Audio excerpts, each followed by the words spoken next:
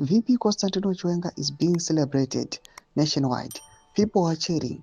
VP Constantino Chiwenga nemapictures avo ari iconic.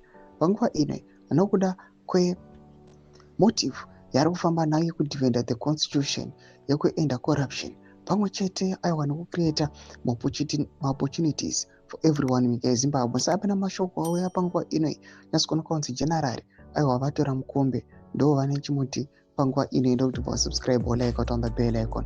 Isaac Makomichi anoposta this picture raVP Constantino Chiwenga aiwa in church okudanyora achiti Mr Constitutionalist Mukanya General Baba Magunanzi, Mr. Integrity at its best, Mr. No to Corruption, Mr. Soft-Hearted, Mr. Understanding, the Principal, Mr. Hope for All, Mudavano.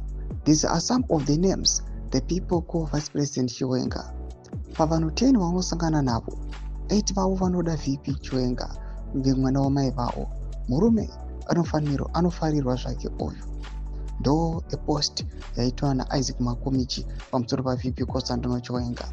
Tipina panguva ino, just to mention a few comments. Vanhu vakasiyana-siyana vanobuda kutaura mafunguro avo.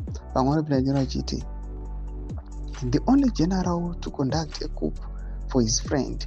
I wonder why he is busy talking about corruption now, because ED has always been corrupt even before. Mwapindo vachiti in ZANU ngoma ndiyo hapana zvokuti integrity.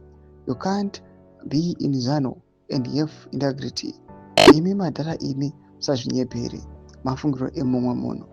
Mwaripinda achiti mukwenyana wangu huchi baba, mukwenyana huchi baba, huchi baba mukwenyana.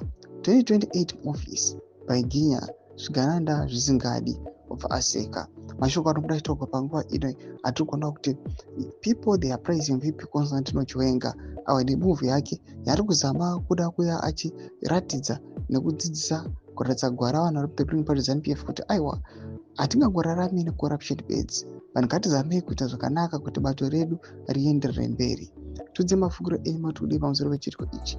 Kana comment section yedu, subscribe or like, chit on the bell icon.